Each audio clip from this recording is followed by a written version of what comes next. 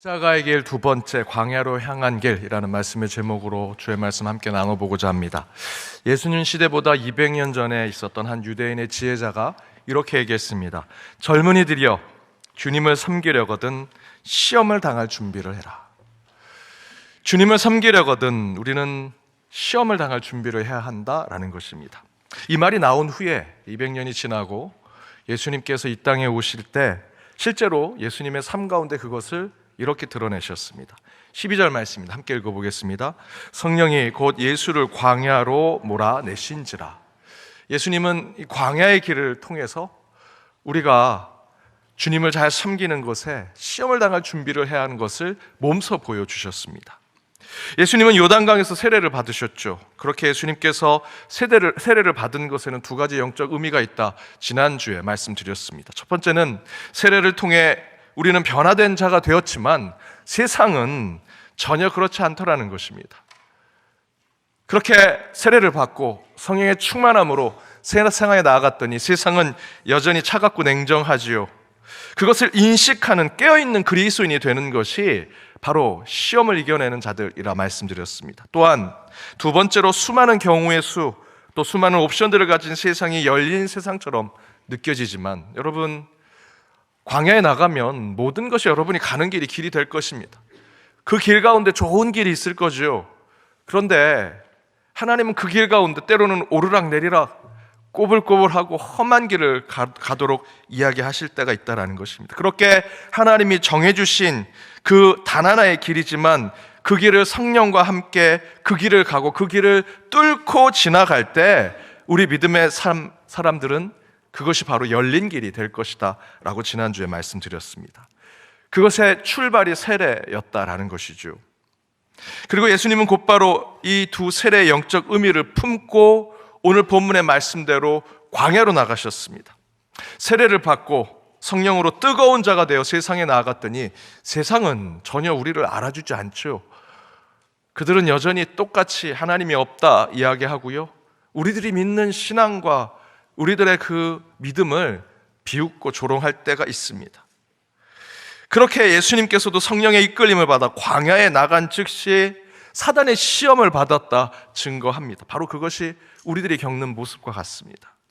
또한 세례를 받아 하늘에 속한 자가 된 우리는 모든 자유를 얻은 자처럼 광야에 나가지만 그 광야에서 하나님은 딱 한 길을 가라 하시죠. 이 길이 더 편할 것 같고 저 길로 가면 더 빨리 갈 것 같은데 하나님이 정해두신 길이 있습니다. 모든 것이 다 열려져 있다 생각하지만 진짜 열려져 있는 것은요, 하나님께서 정해주신 그 한 길을 뚫고 갈 때 그것이 진정으로 열린 길이다 말씀드렸죠. 그때 우리는 끝내 하나님께서 허락해 주신 목적지에 이를 수 있다라는 것입니다. 그렇게 예수님은 요단강에서 세례를 받고 광야로 가십니다. 정확하게 말하면 요단강에서 예루살렘, 곧 약속의 땅 하나님의 성전으로 가려고 하니 이 요단강, 세례를 받은 요단강에서 하나님의 약속의 땅인 그 시온산 예루살렘 그 사이에는 광야가 있었고요, 광야를 지날 수밖에 없는 지리적 환경을 가지고 있더라는 것입니다. 실제로 고대 시대에 이방 민족들이 이스라엘을 쳐들어올 때 그 수도인 예루살렘으로 가야 했죠. 그때 요단강을 건널 때 그곳에 유다 광야가 있다는 것을 잘 알고 그 요단강에서 엄청난 물을 뜨고 전진하고 광야를 지났다고 합니다. 그 광야를 지날 때 매 시간마다 500cc씩 물을 마시며 광야를 지났다는 고중의 이야기들도 있습니다. 그만큼 이 광야는요, 험한 곳입니다. 힘들고 어려운 길이지요. 이런 지리적 상황들 속에 이스라엘 사람들은 약속의 땅, 곧 하나님이 지시한 곳으로 향해 갈 때는 반드시 광야를 지나야 한다는 것을 알고 있었습니다. 이렇게 광야를 지난다는 것은 앞에 말씀드린 대로 우리 인생에는 항상 고난이 찾아오고요, 또한 시험이 찾아온다라는 것입니다. 고난이라고 생각하는 그 좁은 문은 결코 그곳에서 끝나지 않죠.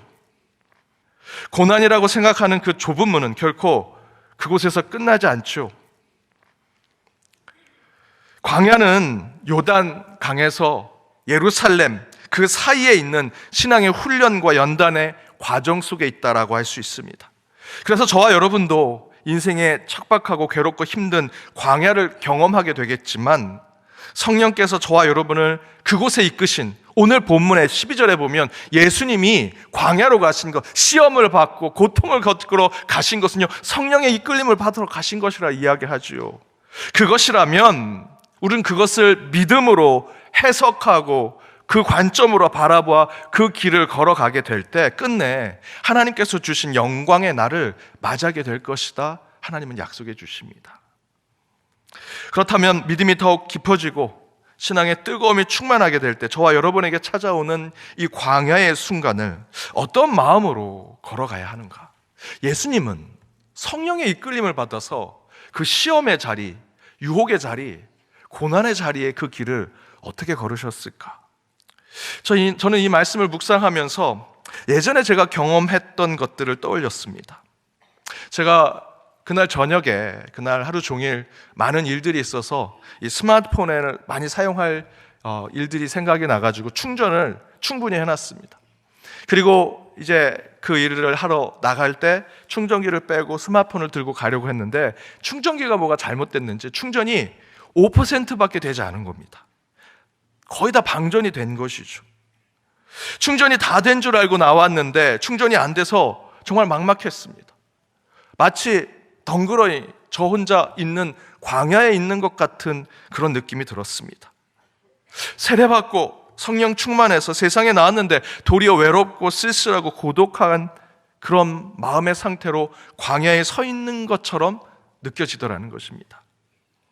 그러면서 저는 이 경험을 통해서 이런 생각을 했습니다. 세례받고 성령의 이끌림을 받아 나선 광야는 이렇게 스마트폰 5%밖에 충전되지 않은 상황과 같지 않을까? 이처럼 우리 인생의 광야가 스마트폰의 배터리가 5% 남았을 때 삶과 같다고 한다면 저는 이런 생각을 해봅니다. 이 광야를 통해 하나님께서 주시는 메시지가 그 안에 있을 것이다. 그것을 저는 세 가지 여러분과 나눠보고자 합니다. 첫 번째, 여러분의 스마트폰에 배터리가 5%밖에 남지 않고 모든 것이 다 방전된 상태로 볼 때 여러분 잃어버린 95%의 방전된 배터리가 중요한 것이 아니라 남아있는 5%를 어떻게 잘 활용할 것인지가 더 중요하다. 그것이 우리의 광야의 삶이라는 것이죠. 여러분 한번 생각해 보십시오. 여러분 스마트폰 지금 충분히 충전이 되지 않아서 5% 아니 그보다 더 적은 퍼센테이지로 충전이 돼 있다면 지금 꼭 어딘가를 연락해야 할 때 누군가에게 연락하시겠습니까? 누군가에게 문자를 보내고 또 스마트폰으로 어떤 일을 할 때 꼭 필요한 것 하나밖에 할 수 없다면 무엇을 하시겠습니까? 이처럼 광야는 가장 중요한 것이 무엇인지를 생각하게 하죠. 스마트폰이 5%, 3%, 1% 남았을 때 내가 이 스마트폰으로 꼭 해야 하는 것을 찾아야 한다면 여러분의 연락할 사람들의 리스트 중에 가장 우선순위가 누구인지를 생각하게 만듭니다. 내 인생에 가장 필요한 것이 무엇인지 내 삶을 다시 재설정하게 되죠. 그것이 인생의 광야라는 것입니다. 지난주의 말씀처럼 세례를 받고 그때 하늘이 열려 이 비둘기 같은 성령이 함께 하지만 정작 우리의 신앙에 필요한 영적인 삶은요 그렇게 많은 것이 필요하지 않더라는 것입니다. 세례를 받고 광야에 나간 예수님은요 세례를 받으셨죠. 그때 하늘의 문이 열리고 성령이 비둘기처럼 임했습니다. 성령의 은사가 충만하셨을 것입니다. 신유의 능력도 있으셨을 것이고요. 죽게 하는 주술과 같은 능력, 신앙 가운데 부르는 노래가 능력을 드러내는 찬양, 기도도 대단하게 하셨을 것입니다. 물론 그런 것들이 광야에서 필요하죠. 하지만 광야에 나갔을 땐 영적으로 본다면 충전된 상태가 5%밖에 되지 않습니다. 그때 우리가 필요한 것은 그리 많지 않습니다. 그 광야에서 축기 선포하는 주술 외우고 주문 외우고 노래 크게 부르고 신유 능력 드러내봤자 그거 받을 사람 아무도 없습니다. 광야엔 덩그러이 저희 혼자밖에 없죠. 그때 저희들이 시험받고 유혹받을 때 저희들이 필요한 건 그 5% 배터리 충전된 상태에서 꼭 필요한 우선순위를 붙잡는 거. 예수님도 그 모습을 보입니다. 여러분, 예수님이 광야에 나와서 사단에게 시험받을 때 다른 거 보이지 않으셨습니다. 축기 능력, 주술을 외우거나 찬양을 부르거나 기도하지 않으셨습니다. 오직 여러분 아시는 대로 말씀만 선포하셨죠. 사단의 시험에 말씀으로만 이겨내셨습니다. 현대 그리스도인들은 반드시 광야를 지날 수밖에 없습니다. 저희는 과도한 신앙심에 대단한 사람이 된 것처럼 살아갈 때가 많죠. 현대 교회는요, 우리 그리스도인들을 너무나 과도한 신앙인으로 만듭니다. 과도한 신앙, 성경적 지식, 성령의 은사, 대단한 신앙심을 품고 살아가는 것처럼. 그런데 여러분, 그 충전기를 교회에서 빼고 세상에 나가면 저와 여러분이 느끼는 것은 내가 충전된 것은 5%밖에 되지 않는구나 깨닫게 되지요.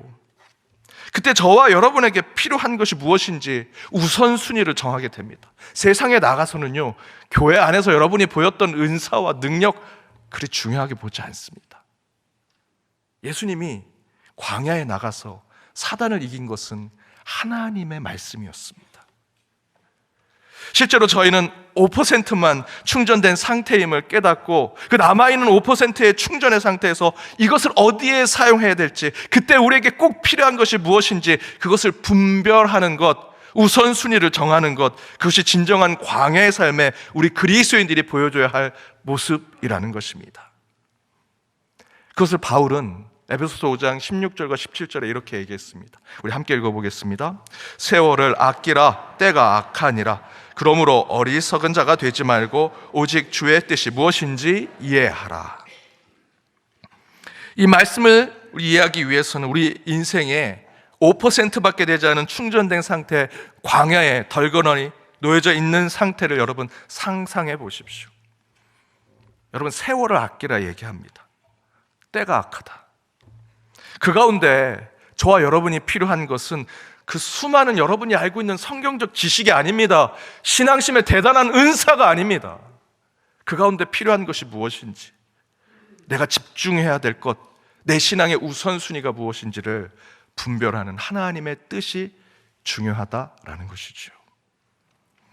여러분, 여러분의 영적 충전이 5% 아니 그보다도 더 적게 남은 것처럼 느껴지십니까? 그러면 여러분 지금 광야에 계신 것입니다. 그때는 영적으로 집중하십시오. 우선순위가 무엇인지 붙잡으십시오. 영적 효율로 나타낼 것이 무엇인지 분별하십시오. 그러면 여러분의 광야의 길은 결코 외롭지 않을 것이고요, 공허하지 않을 것입니다. 두 번째, 5%의 충전 상태로는 더 버틸 수 없습니다. 그러니 반드시 여러분 충전할 곳을 찾으셔야 합니다. 여러분, 스마트폰 5%면 앞에서 말씀드렸던 대로 몇 가지 우선순위를 정하면 한두 분에겐 전화할 수 있죠. 또 여러분 어플리케이션 몇 가지는 사용하실 수 있습니다. 하지만 5%로 3%로는 여러분 스마트폰 제대로 사용할 수 없습니다. 만약에 방전된 상태라면 반드시 여러분 광야에 있을지라도 그 스마트폰은 충전해야 하죠.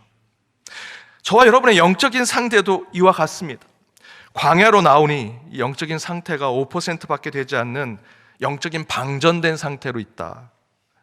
물론 이 5%로 효율적으로 잘 관리해서 신앙의 뒷중을 보일 수는 있겠지만 여러분, 충전이 부족하면 우리는 반드시 충전할 곳을 찾는 것이 바른 신앙입니다. 그 이야기는 곧 광야에 나가 5%밖에 되지 않은 상태를 깨달았다면 우리 영혼을 채워줄 하나님을 붙들어야 하고요, 하나님을 찾아야 합니다. 여러분, 스마트폰 그냥 두면 충전됩니까? 그렇지 않죠. 저와 여러분이 스마트폰과 다를 게 뭐가 있습니까? 우리 스스로는 결코 영적인 재충전할 수 없습니다. 반드시 우리 밖에서 우리를 창조하시고 우리를 주관하시고 우리의 삶을 이끌어내시는 하나님으로부터 우리는 충전받는 자들이 되어야 합니다. 성경은 이것을 이렇게 얘기합니다. 이사야서 40장 29절에서 31절입니다. 우리 함께 읽어보겠습니다. 피곤한 자에게는 능력을 주시며 무능한 자에게는 힘을 더하시나니 소년이라도 피곤하며 곤비하며 장정이라도 넘어지며 쓰러지되 오직 여호와를 앙망하는 자는 새 힘을 얻으리니 독수리가 날개치며 올라감 같을 것이요 다른 박질하여도 곤비하지 아니하겠고 걸어가도 피곤하지 아니하리로다. 저와 여러분은 피곤한 자들이죠. 무능한 자들입니다. 우리 스스로 가만히 있는다고 능력이 생기고 힘이 생기는 게 아닙니다. 오늘 이사야 40장 29절에 뭐라 얘기합니까? 피곤한 자에게는 능력을 주시고요, 무능한 자에게 힘을 더해 주신다 말씀합니다. 여러분, 신상 스마트폰 아무리 가지고 있으셔도요, 충전되지 않으면 사용할 수 없습니다. 소년이라도 젊은이라도 피곤하고 곤비한다 얘기합니다. 장정이라도 넘어지고 쓰러지는 것이 우리의 인생입니다.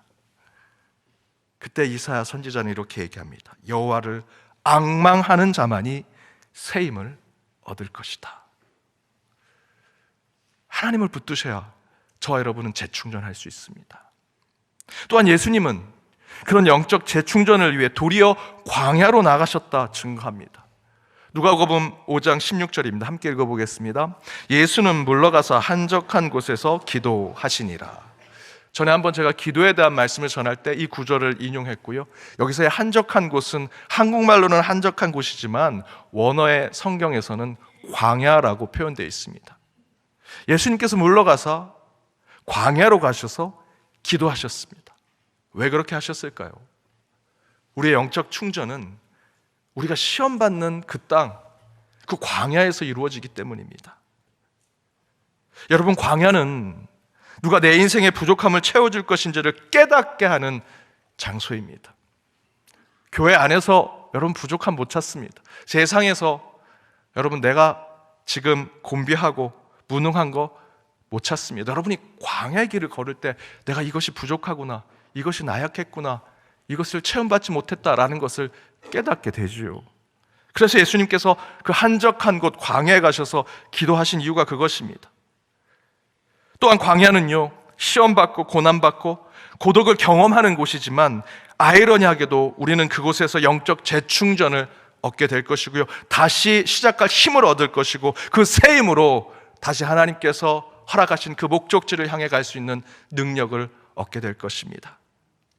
그렇게 광야의 인생 가운데 오직 하나님만을 앙망하여 새 힘을 얻고 그 광야의 그 한계를 뚫고가 오직 하나님께서 허락하신 영광의 길로 나아가는 저와 여러분이 되기를 주님의 이름으로 축복합니다. 마지막은 방전된 스마트폰이라도 여러분, 그 스마트폰은 여러분의 것입니다. 내 스마트폰이라는 것이죠. 여러분 중에 그 스마트폰이 방전됐다고 버리시는 분 계십니까? 그런 분 있으시면 차라리 절 주십시오. 방전됐다고 스마트폰 버리신 분 아무도 안 계시죠? 다시 충전기 꽂아서 충전해서 사용하시지 않습니까? 스마트폰의 배터리가 5%, 1%라도, 아니 방전이 돼서 아예 켜지지도 않더라도 그 스마트폰은 여러분의 것이죠. 다시 충전해서 여러분은 사용하실 것입니다. 저희는 오늘 107주년 3.1절을 맞이했습니다. 1910년 나라를 잃어 일제는 우리나라의 모든 것을 빼나가기 시작했습니다. 마지막에는 민족의 정기까지 다 방전시켰습니다. 어쩌면 1919년 3월 1일 107년 전 오늘 이날 우리의 선배들은 나라의 지킬 힘이 거의 방전이 되고 채 5%도 남지 않았던 그 상태에 여전히 이 나라는 내 나라, 내 민족이라 생각하고 태극기를 들고 만세를 불렀습니다. 내 나라 빼앗겼습니다. 3.1절 이후에 벌어진 일이지만 글도 빼앗겼고요, 이름도 빼앗겼습니다. 모든 것이 방전되고 사라지고 없어지는 나라, 이 땅이었지만 여전히 내 땅이고 내 나라고 내 민족이었습니다. 그래서 우리의 선배들은 그 모든 것을 잃어가는, 그렇지만 여전히 내 나라 내 민족이기에 포기하지 않고 107년 전 이 연동교회 주변에서 만세 운동을 펼친 것이 3.1절입니다.